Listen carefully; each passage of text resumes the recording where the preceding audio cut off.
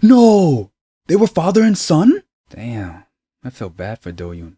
I mean, you really can't blame the guy. I mean, he was in a really tough position. Hey, what's up guys? Welcome back to another review of Bulgasal, and this episode, so many shockers, a lot of truths were revealed. One of them we already knew, DoYoon being Achan, that was pretty obvious. And this episode definitely put the stamp on it as like 100% confirmed, but the rest, I did not see that coming. I mean, with the flashback between EulTae and Hwal, in a million years I would never even figure that these two were related in a previous life. Never. And then, of course, with the truth bomb being revealed for DoYoon, felt bad for him. And yeah, let's talk about it. Hey, what's up guys? Hey, before I begin the review, I just want to say this. Thank you so much for enjoying my videos. Don't forget to like my videos, comment down below, and overall, do not forget to subscribe to my channel and hit that notification bell so you guys won't miss any new videos I upload pretty much every day. First, I want to talk about the flashback 1,000 years ago between EulTae and Hwal, well, his previous life. At this point, this is before Hwal was even born. Hwal's family was killed 600 years ago. The flashback was 1,000 years ago, so there's a 400-year difference. So Hwal's dad was talking about how much he takes pride in his second son, not his first son. His first son is sick, he's gone mad after his mom passed away, and he wants his second son to be his successor. Okay, but EulTae was listening to the conversation, and we find out that Hwal, in his previous life, and EulTae were father and son. EulTae was so upset, so mad, he went out to go kill his brother, and he did, and he told his dad that his brother was killed by a Bulgasal. Speaking of a Bulgasal, this is where Sangun appeared. She appeared after EulTae killed his brother. Now we know that there's a history between Sangun and EulTae, but at this point we still don't know what that is because the flashback ends when Sangun appears. I want to ask you guys a question. First, we know that DoYoon is Achan. That's pretty obvious. But how crazy would it be if Shio's baby was the brother?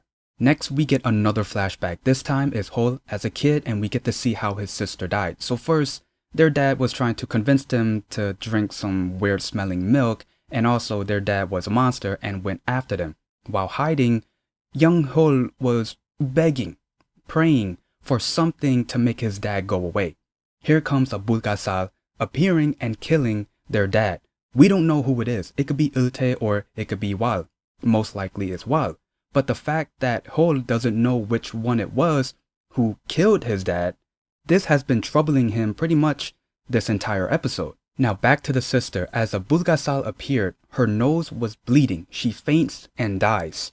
This is where I was a little bit confused because I don't know if it was an energy that the monster gave off or like the aura or something, because the fact that she wasn't attacked physically, yeah, it's a big question mark in my head. And also the fact that her nose was bleeding, it was pretty similar to the married couple who was attacked by EulTae. The wife, her nose was bleeding when EulTae appeared. Next, EulTae tells DoYoon to bring Sangun to him.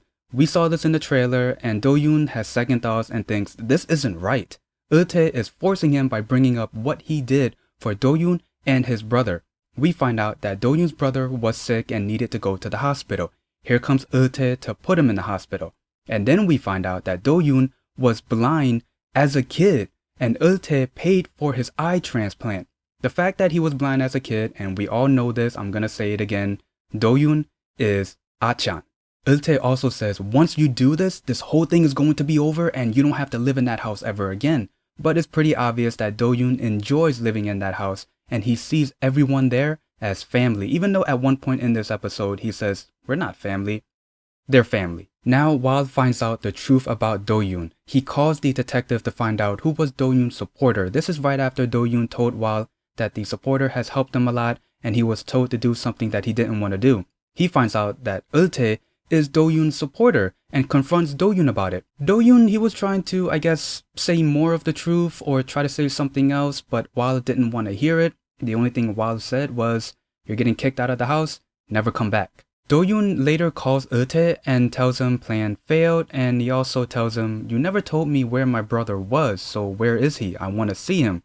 This is where the truth bomb hit DoYoon. EulTae says that his brother is dead because he had a rare disease that the doctors couldn't cure, and hung up on DoYoon and pretty much threw him to the side. At the ending of this episode, as Hwal and the others were about to leave, this is where Hwal finds out that DoYoon's brother died because he had a rare disease, and he also finds out that DoYoon was blind as a kid. This makes Hwal put 2 and 2 together. Yep, that's his son. DoYoon is Ah-chan. So my final thoughts on the episode, it was a really good one. A lot of shockers, truths been revealed left and right, except for one. I mean, we already knew that DoYoon was Ah-chan. And speaking of DoYoon, I felt really bad for the guy. I mean, look at his position. He was in a really tough spot. He was in between EulTae, who has helped him since he was a kid, putting his brother into the hospital. I should put that in quotes, in helping him. Helping DoYoon being able to see, and also meeting the strangers that he just met and seeing them as family as he lives with them in one house. I'm still curious about the exact history between Sang-gun and EulTae. We know that Sang-gun, as a Bulgasal, appeared right after EulTae killed his brother, but the flashback ends there, so we don't know exactly what happened, but maybe tomorrow's episode is going to reveal that, or later episode. The romance between Sang-gun and Hwal, we know is there.